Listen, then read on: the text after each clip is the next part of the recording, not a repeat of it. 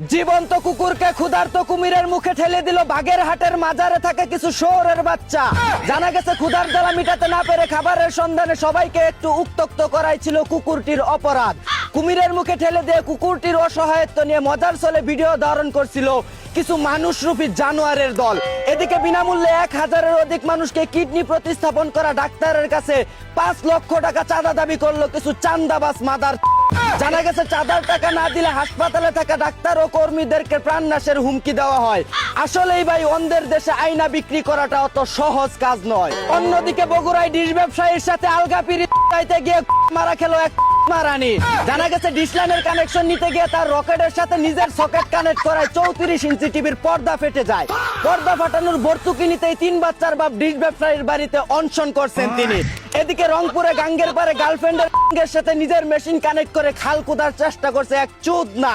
ধারণা করা হচ্ছে দীর্ঘদিন প্রচেষ্টা করার পর বয়ফ্রেন্ড অনুমতি পেয়ে তার 25 গুড়া চামচাই ইঞ্জিন লাগিয়ে গার্লফ্রেন্ডের ছোট খালকে আটলান্টিক মহাসাগরে পরিণত করার চেষ্টা করছিলেন তিনি।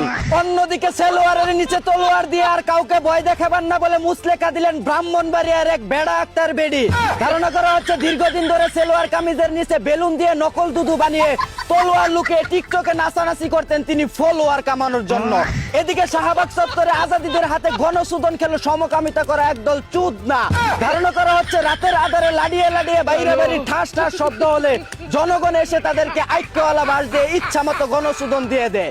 যেখানেই দেখবেন সমকামিতা সবাই মিলে করুন বিরোধিতা।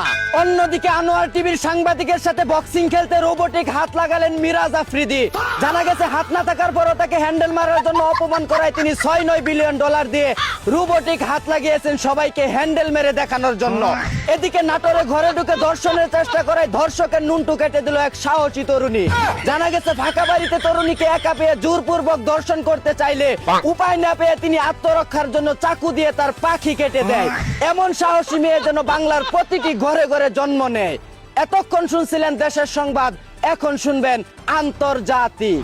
লেবাননের উপর ইসরায়েল হামলা করায় আবেগের সুদনে কেন্দ্রে দিলেন জাতীয় ক্রাশ মিয়া খলিফা।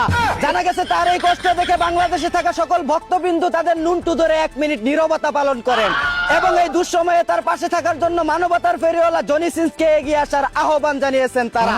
অন্যদিকে ইরান আমেরিকা যুদ্ধের মধ্যস্থতা করতে পাকিস্তানে 21 ঘন্টা আলোচনা করে সমাধান না হওয়ায় আবারও মারা খাওয়ার জন্য আমেরিকা চলে গেলেন ডোনাল্ড ট্রাম্প। আর এদিকে ইরানের হয়ে ডোনাল্ড ট্রাম্পকে মারার জন্য ধনেস্টিক মিসাইল তৈরি করলো বাংলাদেশের 1.5 ব্যাটারি বিজ্ঞানী রিফাত। জানা গেছে তার এই মিসাইল ইসরায়েল আমেরিকায় থাকা সকল বান্দির পুতদের পাশা বরাবর 160 কিলোমিটার বেগে আঘাত হানতে সক্ষম। এই ছিল দেশ ও আন্তর্জাতিক সর্বশেষ খবর। চায়না থেকে আগত মিস্টার চুদলিং পংকে সাথে নিয়ে আমি ছিলাম চিন্তা করো মুজিবর। শুনছিলেন আপনারা আবাইত্যা টিভির দুঃসংবাদ। এতক্ষণ সাথে থাকার জন্য ধন্যবাদ। ভিডিওটি ভালো লাগলে উড়াধুরা শেয়ার করে দিন। বিনোদনকে বিনোদন হিসাবে দেখুন।